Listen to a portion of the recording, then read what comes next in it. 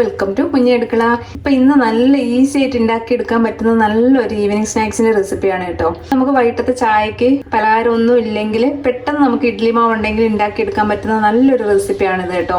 ഇപ്പൊ ഉള്ളിൽ നല്ല സോഫ്റ്റും വെളിയിൽ നല്ല ക്രിസ്പി ആയിട്ടുള്ള ഒരു ഇഡ്ലി മാവ് വെച്ചിട്ടുള്ള ഒരു ബോണ്ടയുടെ റെസിപ്പിയാണ് കേട്ടോ. അപ്പൊ നല്ല സോഫ്റ്റ് ആണ് ഉള്ളിൽ, വെളിയിൽ നല്ല ക്രിസ്പിയാണ്. അപ്പൊ ഈസി ആയിട്ടുള്ള ഈ സ്നാക്സ് നമുക്ക് എങ്ങനെ ഉണ്ടാക്കുന്നതെന്ന് കണ്ടിട്ട് വരാം. ഈ ഒരു സ്നാക്സിന് വേണ്ടിയിട്ട് ഞാൻ ഒരു 1/2 കപ്പ് ഇഡ്ലി മാവ് എടുത്തിട്ടുണ്ട് കേട്ടോ. ഇഡ്ലി മാവ് എടുക്കുമ്പോൾ അരച്ചുടനെയല്ല എടുക്കുക, അത് പുളിച്ചതിന് ശേഷമുള്ള ഇഡ്ലി മാവാണ് എടുക്കുന്നത്. അതേപോലെ തന്നെ ഓവറായിട്ട് പുളിയാവരുത് കേട്ടോ. ഇപ്പൊ ഞാൻ 1/2 കപ്പാണ് എടുത്തിരിക്കുന്നത്. ഇപ്പൊ നിങ്ങൾക്ക് നിങ്ങളുടെ ആവശ്യത്തിന് മാവ് എടുക്കുക.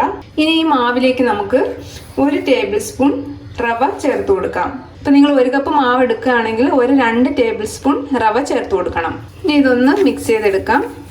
മാവിന്റെ തിക്നെസ്സിനനുസരിച്ച് നിങ്ങൾ റവ ചേർത്ത് കൊടുക്കണം. റവയും അരിപ്പൊടിയും വേണമെങ്കിലും ചേർത്ത് കൊടുക്കാം കേട്ടോ. ഈ ബാറ്റർ ഒന്ന് തിക്കാവാൻ വേണ്ടിയിട്ടാണ് നമ്മൾ റവ ചേർത്ത് കൊടുക്കുന്നത്. അതേപോലെ തന്നെ മാവ് വന്നിട്ട് ഒരുപാട് ലൂസും ആവരുത്, ഒരുപാട് തിക്കും ആവരുത്.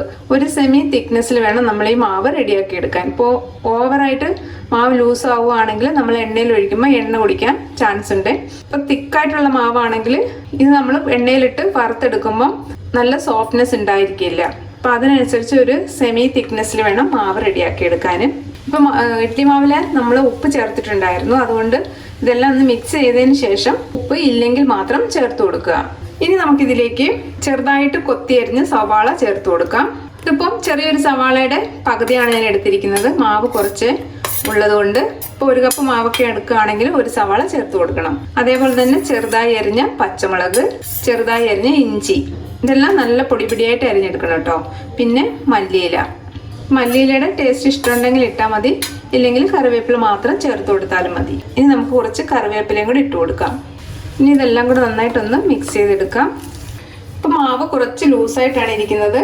ഇതിലേക്ക് ഞാൻ 1 ടീസ്പൂൺ റവയും കൂടെ ഇട്ട് കൊടുക്കുന്നുണ്ട്. അപ്പം നിങ്ങൾ മാവിൻ്റെ തിക്നെസ്സിനനുസരിച്ച് റവയും അരിപ്പൊടിയും കൂടെ ചേർത്ത് കൊടുത്താൽ മതി. ഇതിലിപ്പോൾ അരിപ്പൊടി ഇല്ലാത്തതുകൊണ്ടാണ് ഞാൻ റവ മാത്രം ചേർത്ത് കൊടുത്തിരിക്കുന്നത്.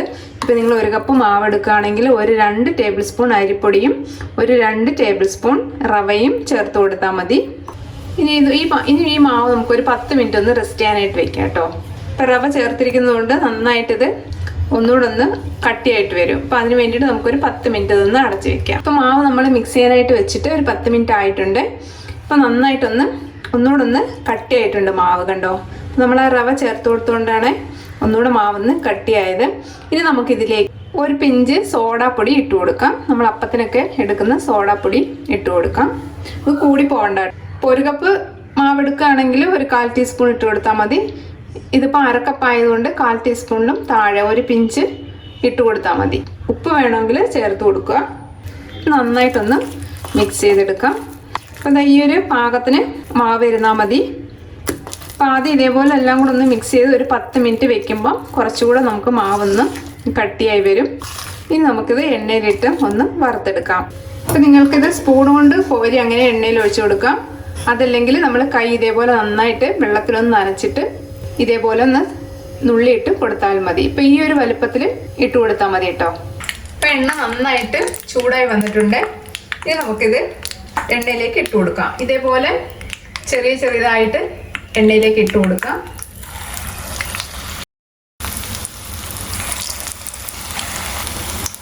മിതമായിട്ടുള്ള ഒരു ചൂടിലിട്ട് വറുത്താൽ മതി കേട്ടോ. ഹൈ ഫ്ലെയിമിൽ വെക്കണ്ട. ഹൈ ഫ്ലെയിമിൽ വെച്ചാൽ ഉള്ളു വേകാതെ പുറഭാഗം മാത്രം നല്ല ക്രിസ്പി ആയിട്ട് വരും. ഗോൾഡൻ കളർ ആവുന്നിടം വരെ ഒന്ന് വറുത്തെടുത്താൽ മതി കേട്ടോ.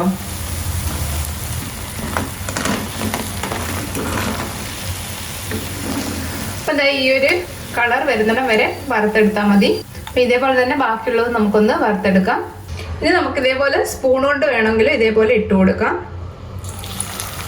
അപ്പം കൈവച്ചിടാനും ബുദ്ധിമുട്ടാണെങ്കിൽ ഇതേപോലെ സ്പൂൺ കൊണ്ട് ഇട്ട് കൊടുക്കാം. അപ്പോൾ എണ്ണയിൽ ഇട്ടതിന് ശേഷം പെട്ടെന്ന് തിരിച്ചിട്ട് കൊടുക്കണ്ട കേട്ടോ. ഒരു 5 മിനിറ്റ് ഇതേപോലെ ഒന്ന് മൂത്തതിന് ശേഷം തിരിച്ചിട്ട് കൊടുത്താൽ മതി. രണ്ടാമത്തെ ബാച്ചും റെഡി ആയിട്ടുണ്ട്. ഇത് നമുക്ക് എണ്ണയിൽ നിന്ന് മാറ്റാം. അപ്പോൾ നമ്മളുടെ ഈസി ആയിട്ടുള്ള ഒരു ചായക്കടി റെഡി ആയിട്ടുണ്ട് കേട്ടോ. അപ്പോൾ ഇഡ്ലി മാവ് വെച്ചിട്ട് പെട്ടെന്ന് നമുക്ക് ഉണ്ടാക്കിയെടുക്കാൻ പറ്റുന്ന നല്ലൊരു ബോണ്ടയാണിത്. അപ്പം ഇഡ്ലി മാവൊക്കെ ഉണ്ടെങ്കിൽ നിങ്ങൾ ഇടയ്ക്കൊക്കെ ഇതൊന്ന് ട്രൈ ചെയ്ത് നോക്കുക. റെസിപ്പി ഇഷ്ടമായിട്ടുണ്ടെങ്കിൽ ഒന്ന് ലൈക്ക് ചെയ്യാനും സബ്സ്ക്രൈബ് ചെയ്യാനും ഷെയർ ചെയ്യാനും മറക്കല്ലേ. താങ്ക്